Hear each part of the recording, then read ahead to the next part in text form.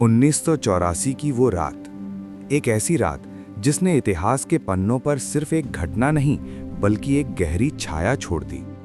वो रात जब गोल्डन टेम्पल के अंदर सिर्फ प्रार्थनाएं नहीं हो रही थीं, बल्कि कुछ ऐसा होने वाला था जिसकी गूंज आने वाली पीढ़ियां भी सुनेंगी। चारों तरफ सन्नाटा था, लेकिन उस सन्नाटे के पीछे एक तूफान पल रहा था। मंदिर के भीतर बैठे लोग शायद इस बात से अनजान थे कि कुछ ही घंटों में उनका संसार बदलने वाला है। और बाहर अंधेरे में छिपी खड़ी थी इंडियन आर्मी, अपने ही देश के सबसे पवित्र स्थान को चारों तरफ से घेरते हुए। ये सिर्फ एक ऑपरेशन नहीं था, ये एक ऐसा फैसला था जिसका असर सिर्फ उस रात तक सीमित नहीं रहने वाला था। किसी को अंदाजा नहीं था कि कुछ घंटों में लिया गया एक निर्णय पूरे देश की आत्मा को हिला देगा।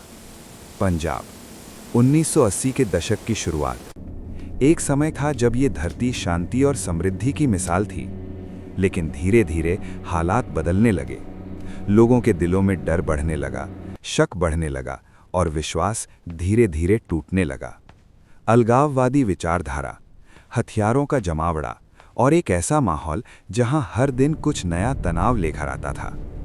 इसी बीच एक नाम उभर कर सामने आया, जरनैल सिंह भिंडरनवाले। उनके समर्थक धीरे धीरे बढ़ते गए और फिर एक दिन गोल्डन टेम्पल परिसर सिर्फ आस्था का केंद्र नहीं रहा, बल्कि एक किले में बदल गया। सरकार के सामने सवाल था, और वो सवाल आसान नहीं था। क्या एक धार्मिक स्थल के अंदर सेना भेजी जाए? क्या एक पवित्र जगह को युद्ध का मैदान बनाया जाए? दिल्ली में बंद कमरों के अंदर लगातार बैठकें चल रही थीं। हर दरवाज़ा बंद था, हर बातचीत गोपनीय थी, और उस टेबल के बीचों बीच बैठी थी इंदिरा गांधी। उनका चेहरा शांत था, लेकिन आंखों में तूफान था।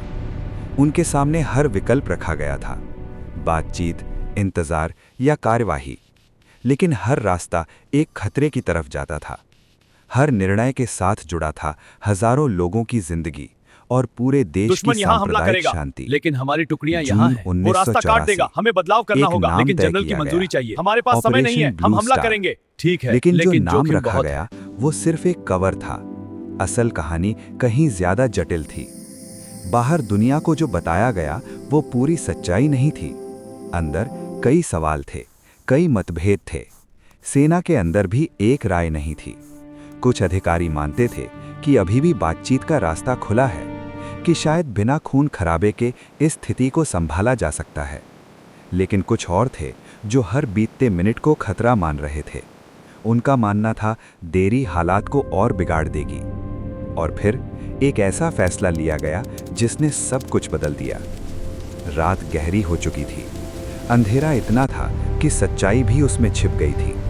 और उसी अंधेरे में आदेश दिया गया, टैंक अंदर जाएंगे, भारी हथियार इस्तेमाल होंगे। ये वो कदम था जिसे आखिरी पल तक टाला जा रहा था, क्योंकि हर किसी को पता था इसके परिणाम क्या हो सकते हैं। लेकिन अब वापस लौटने का रास्ता नहीं था। जैसे ही ऑपरेशन शुरू हुआ, सब कुछ बदल गया। जो योजना बनाई गई थी वो धीरे धीरे बिखरने लगी। हालात नियंत्रण से बाहर जाने लगे। सैनिकों ध्यान दो। जी सर, हम आगे बढ़ रहे हैं। सतर्क रहो। हाँ सर। और हर तरफ चेक कर लो, कम्युनिकेशन ओपन रखो। पवित्र स्थान चलो आगे अब बढ़ो। किसी युद्ध क्षेत्र जैसा लगने लगा था। और इसी केओस के बीच एक सबसे बड़ा सवाल खड़ा था। अंदर कितने आम लोग फंसे हुए थे? कोई नहीं जानता था, कोई सटीक आंकड़ा नहीं था। और यही सबसे खतरनाक बात थी। हर गोली सिर्फ एक दुश्मन को नहीं, बल्कि एक निर्दोष को भी लग सकती थी। सेना के जवान एक अजीब स्थिति में थे। एक तरफ उनका कर्तव्य था और दूसरी तरफ उनके अपने देशवासियों की जिंदगी। समय बीतता गया, घंटे, दिन जैसे लगने लगे। ऑपरेशन लंबा खिंचता गया और हर बीतते पल के साथ हालात और गंभीर होते गए। बाहर पूरा देश बेचैन था। तनाव हर शहर, हर गली में महसूस हो रहा था। लोग रेडियो के पास बैठे थे, हर खबर, हर अपडेट का इंतजार कर रहे थे। लेकिन जो बाहर दिख रहा था वो पूरी सच्चाई नहीं थी।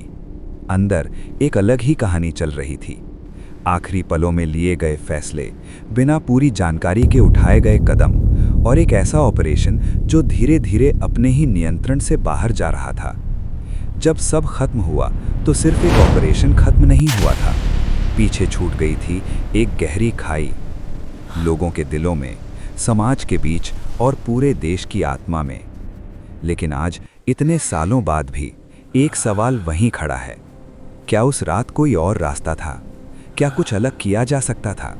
या फिर जो हुआ वो पहले से तय था?